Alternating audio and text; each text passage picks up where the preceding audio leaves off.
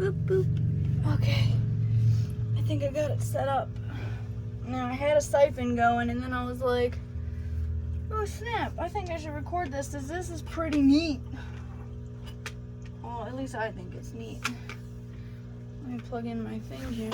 I don't know if you guys can tell, but my channel is more of like a vlog. I'm not like a professional like YouTube personality. I honestly don't have the mental or emotional energy to like be doing all that. Maybe one day I'll edit my videos and have like an intro and stuff. But hey you guys, it's me, Lemel. Doing fish tank stuff again. Let me see if I can get my siphon back. Might be able to. Never know. I might have to. Is it going?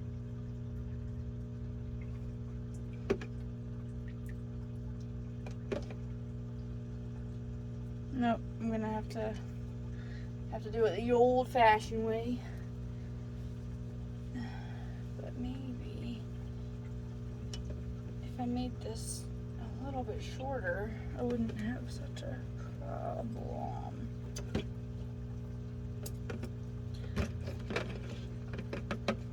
Sorry, it's been a long time since I've used airline tubing to siphon a tank. Alright, so basically, let me get in the zone, auto zone.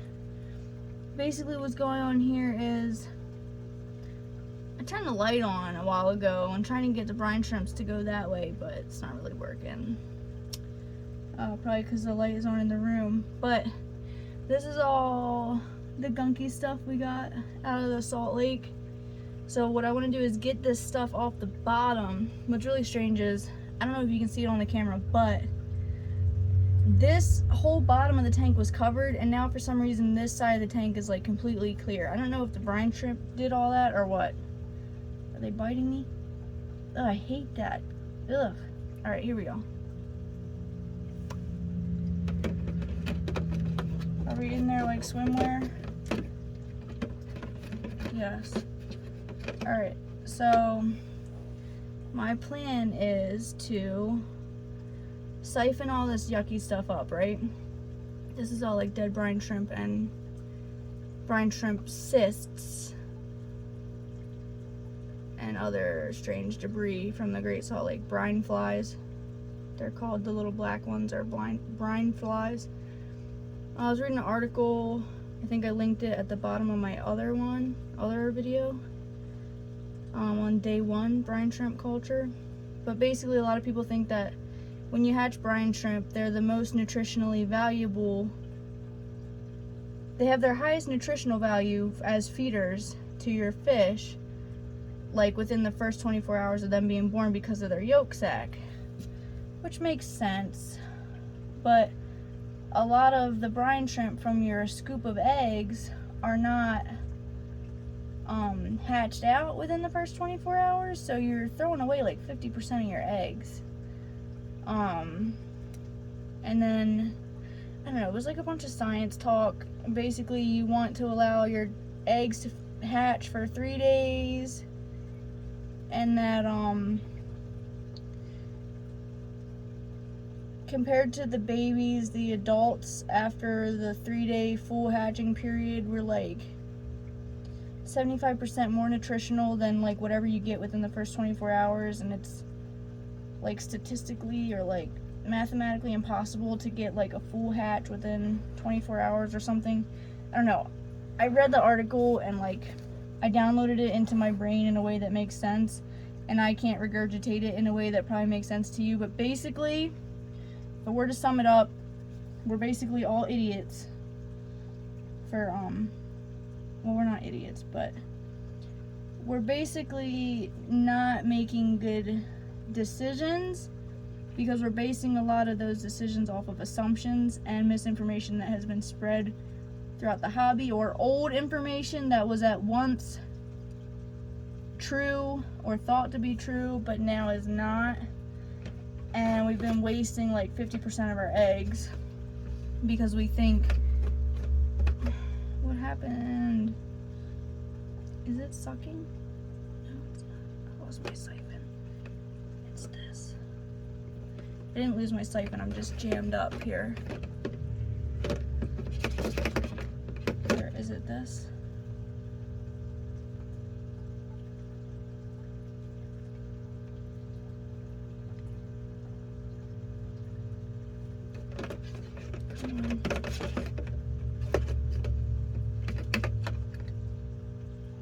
What is problem? Please don't make me do this. I don't want to suck on this thing again. Basically, what I got from the article was we should be spending 3 days hatching our brine shrimp and then feeding our whatever we harvest after the 3 days, after we get maximum hatch rate, which is typically around 3 days of incubating or whatever, and that we would be getting more nutritionally valuable baby brine shrimps than if we were to just hatch the freshly hatched shrimps after the first 24 hours or whatever, the baby ones that still have the yolk sac on them. So that's what the article said, and it cited like a bunch of scientific stuff, and who am I to argue? What do I know? But I'm open-minded and I'm up for trying new things. And I'll be honest, I've never hatched baby brine shrimp before, but I've seen a bunch of people online doing it, and they usually go every 24 hours. I think it's just a waste of money though.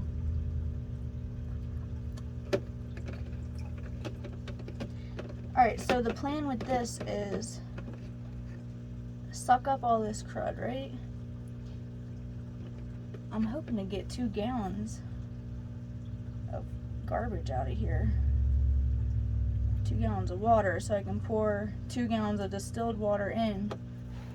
Or what do I got? Yeah, distilled baby water from Walmart.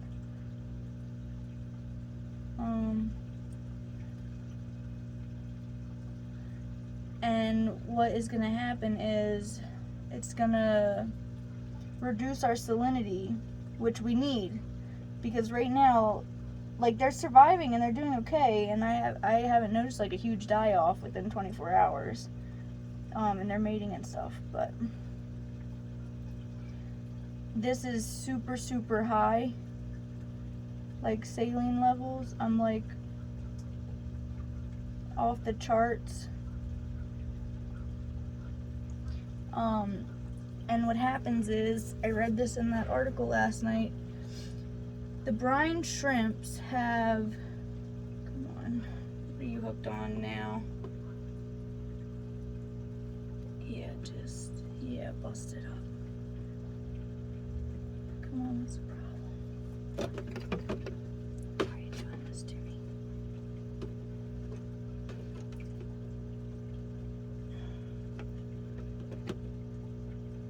Is it going?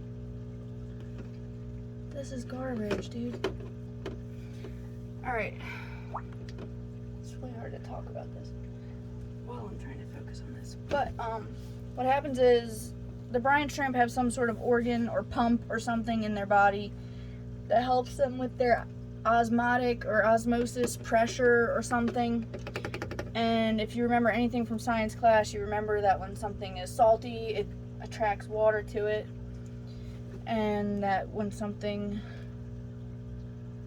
yeah, so the water is more salty than the brine shrimp's body naturally is. But the brine shrimps are absorbing a lot of that salt, and they have to use this organ to pump the extra salt out of their body, which takes a lot of ATP, which is energy basically. Oh God. That's disgusting. Hold up. Why is this happening to me? Why won't it just... God, it's salty. Alright. basically, if your salt is too high, the brine shrimps get tired, okay?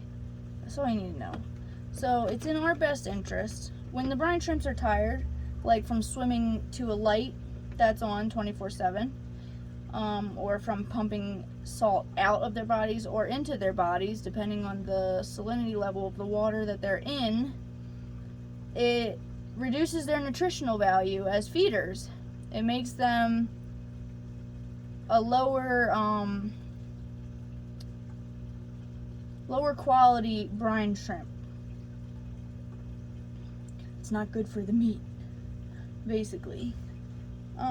So the article I read said that brine shrimp are at osmotic perfect, something like the perfect osmosis, whatever, when they're in 30 parts per thousand salt. I don't know, saline. I don't know anything about salt or like the right terms to use, but basically, when you're mixing your salt water, you want it to say 30 parts per thousand. If you watched my other video, you know that when I mixed, where's my little thing that does it? When I measured with this thing, hydrometer or hydrometer, it was more than 40 parts per thousand, which is normal for the Great Salt Lake. The Great Salt Lake is between 50 and 270 parts per thousand. Salt, I don't know, saline, salinity, whatever it is. Don't do this. Come on. Come on, come on, come on.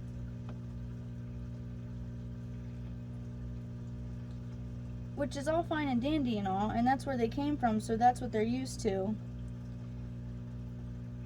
Which is great. I'm happy for them that they have learned to survive in such high salinity water.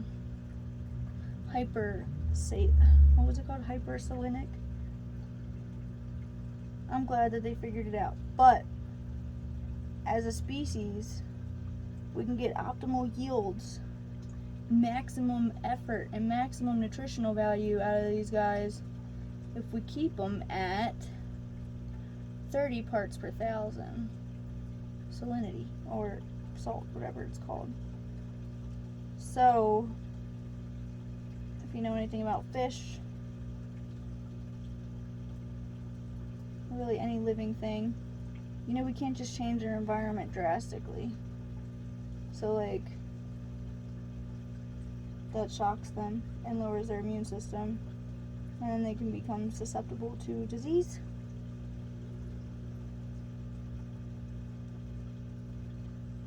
So we're gonna just keep doing little water changes on them like this. I'm gonna do 2 gallons today.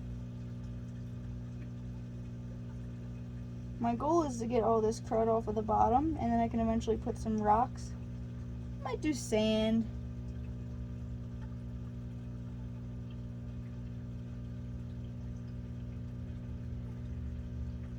I collected half a bucket of sand from the beach, from Antelope Island, from their natural habitat.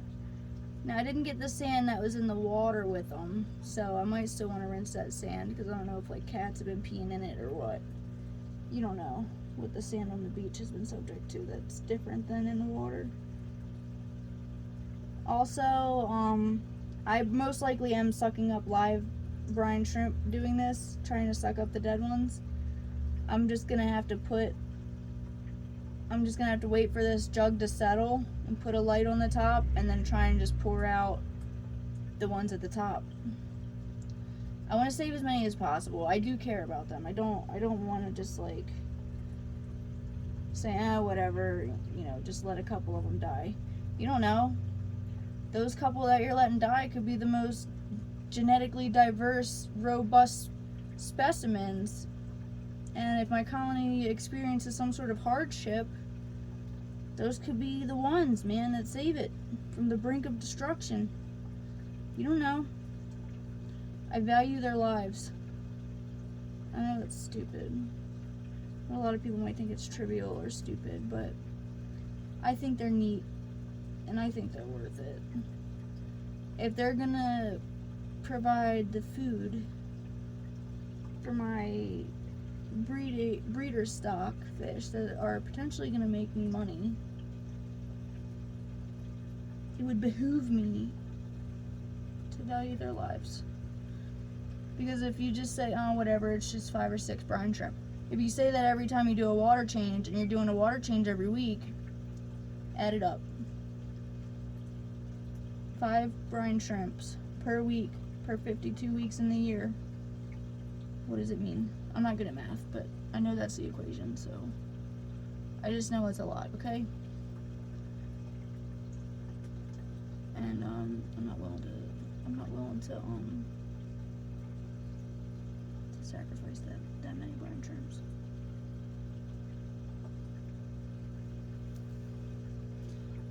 I might be able to suck up all this crud with the 1 gallon. I mean, I know I'm getting pretty close here, but I don't know how I'm gonna do this sponge filter.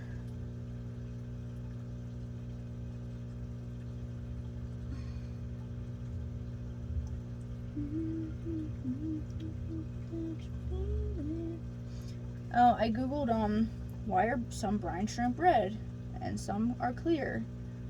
The first result I got on Google was something about like some sort of parasite, and I was freaking out because I had just fed these to my shrimp or to my fish in the 75 gallon upstairs, and I was like, no.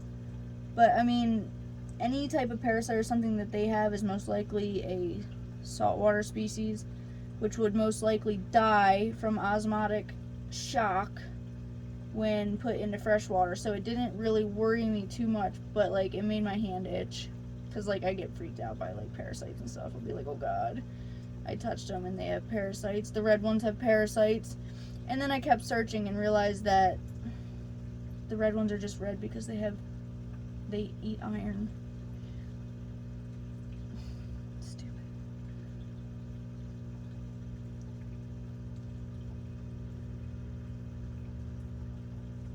Maybe this is how I'll do the sponge filter. I don't have the patience to do the whole thing like this, but if I suck up a little bit every day, then eventually we'll get to a point. I guess I could just do what Corey says and put a bag around it, but the thing is, my little pre-filters I got off Amazon are too big for the sponge filter tubes I bought, so I have a little hair tie on them, so it's not going to be as hard as just slipping it off and slipping it back on, or it's not going to be as easy as slipping it off and slipping it back on. So I wish the brine shrimp would go up to the light.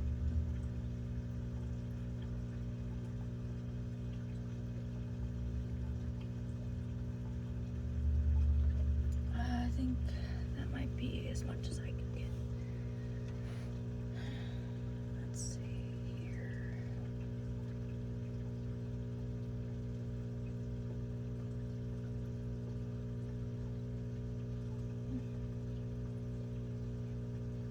Also, there might be cysts in here that I can hatch.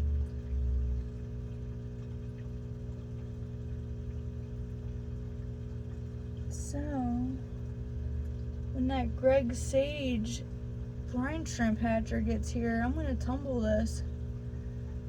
Just as an experiment to see if I can get anything out of it. I don't have high hopes, but like how neat would it be if like the crud I scooped up from the Great Salt Lake hatched brine shrimps? What is that? Oh, it's salt on the outside. It all makes sense now. I'm like, can't see because I thought that was something on the inside on the glass that I didn't feel like scraping, and it's like just some salt on the outside.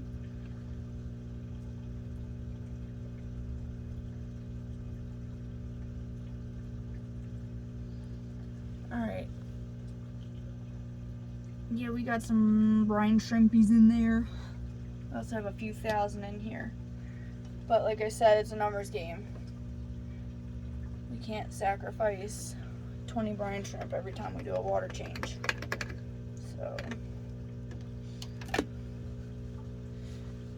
oh goodness, that's gross.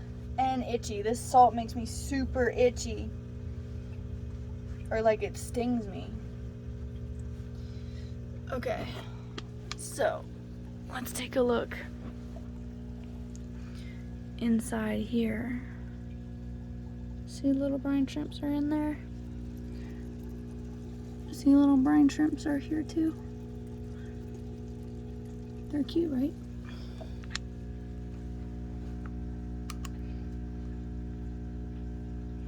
Maybe if I keep the flash on, they'll all come and see us.